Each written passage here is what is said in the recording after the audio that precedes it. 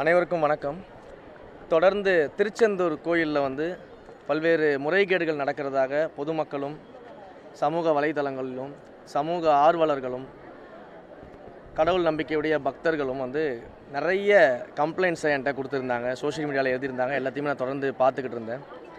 So அதன்படி இன்றைக்கு காலையில் ஒரு சர்ப்ரைஸாக ஒரு ஆய்வு பண்ணலாம் அப்படின்னு சொல்லிட்டு விடியற் காலையில் நான் இங்கே வந்திருந்தேன். மாஸ்க் போட்டுட்டு நான் இங்கே ஆய்வுகள்லாம் பண்ணிகிட்டு இருந்தேன்.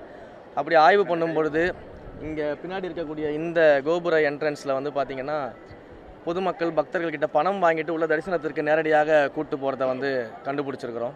இதில் ஈடுபட்டுள்ளக்கூடிய இங்கே இருக்கக்கூடிய அர்ச்சகர்கள் அதிகாரிகள் எல்லாருமே சேர்ந்து தான் இங்கே ஈடுபட்டுருக்கிறாங்க.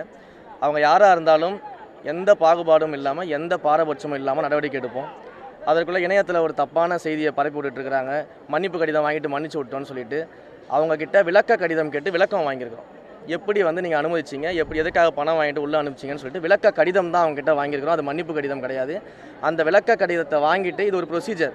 ஒரு கம்ப்ளைண்ட் வருதுன்னா அவங்கள கூப்பிட்டு அதுக்கு விளக்கம் கேட்டு கடிதம் வாங்கி அதன் மேலே நடவடிக்கை எடுப்போம். அந்த ஒரு ஆய்வு மட்டும் இல்லாமல் இன்றைக்கு அன்னதான கூடங்கள் ஆய்வு பண்ணியிருக்கிறோம். அதே போல் கோயிலினுடைய சொத்துக்கள் பற்றிய ஆய்வுகளை நடத்தியிருக்கிறோம். கோயிலுக்கு வர வேண்டிய வருமானங்கள் எங்கெங்கெல்லாம் தடைப்பட்டிருக்கின்ற அந்த ஆய்வுகளை நடத்தியிருக்கிறோம். கோயிலுக்கு தேவையான அடிப்படை வசதிகள் என்னென்ன இருக்குன்னு சொல்லி ஆய்வுகள் பண்ணிகிட்ருக்கிறோம். கோயிலின் தூய்மையை எப்படி பராமரிக்கிறதுன்னு ஆய்வுகள் பண்ணிகிட்ருக்கிறோம். அதே போல் கோயிலுக்கு வரக்கூடிய பக்தர்கள் எவ்வளவு விரைவாக தரிசனம் பார்த்துட்டு வெளியில் போக முடியும், அதற்கு என்ன மாதிரியான விஷயங்கள்லாம் கொண்டு வர முடியுன்றதுக்கு பற்றி ஆய்வுகள் பண்ணிகிட்ருக்கிறோம். ஸோ இந்த ஒட்டுமொத்த ஆய்வையும் பண்ணிகிட்டு இருக்கிறோம். இந்த ஆய்வுகள் அடிப்படையில் இந்த ஆய்வுகளின் முடிவை முழுமையாக பார்த்துட்டு சம்பந்தப்பட்ட உண்மையிலேயே குற்றம் செஞ்சுருக்கக்கூடியவர்கள் யாராக இருந்தாலும் எந்த பாரபட்சமும் இல்லாமல் எந்த தயக்கமும் இல்லாமல் அவங்க மேலே நடவடிக்கை எடுப்போம். அதற்கு முன்பாக இப்படி ஒரு தவறான தகவலை பரப்பி ஏதோ ஒரு சாரார் மேலே பார்த்திங்கன்னா சாஃப்ட் கார்னர் காட்டுறதாகவும் மன்னிப்பு கடிதம் வாங்கிட்டு மன்னிச்சு விட்டுட்டதாகவும் தவறான பொய்யான தகவல்களை இணையதளத்தில் சில பேர் பரப்பிக்கிட்டு இருக்கிறாங்க. அப்படியெல்லாம் எந்த பாரபட்சமும் கிடையாது. யாராக இருந்தாலும் குற்றம் சாட்டப்பட்டவர்கள் மீது நடவடிக்கை எடுக்கப்படும். அதை கூடிய சீக்கிரம் நாங்கள் அறிவிப்போம். நன்றி.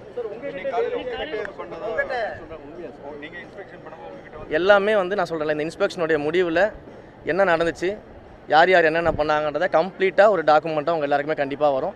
இன்னும் கொஞ்சம் இன்ஸ்பெக்ஷன்ஸ்லாம் பாக்கி இருக்குது. எல்லாத்தையும் சேர்த்து மொத்தமாக முடிச்சுட்டு அந்த தரவுகளோடு நான் அவங்ககிட்ட பேசுகிறேன். இல்லை நான் அவங்களுக்கு அந்த தரவுகளை கொடுக்குறேன். அது வரைக்கும் கொஞ்சம் வெயிட் பண்ணுங்கள். நன்றி.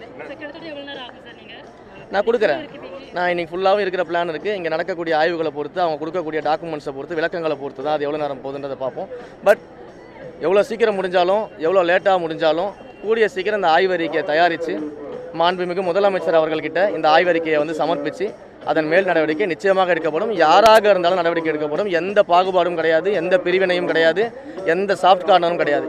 யாராக இருந்தாலும் தவறு செய்தால் நடவடிக்கை நிச்சயமாக மாண்புமிகு தமிழ்நாடு முதலமைச்சர் தளபதி அவரோட ஆட்சியில் எடுக்கப்படும். நன்றி.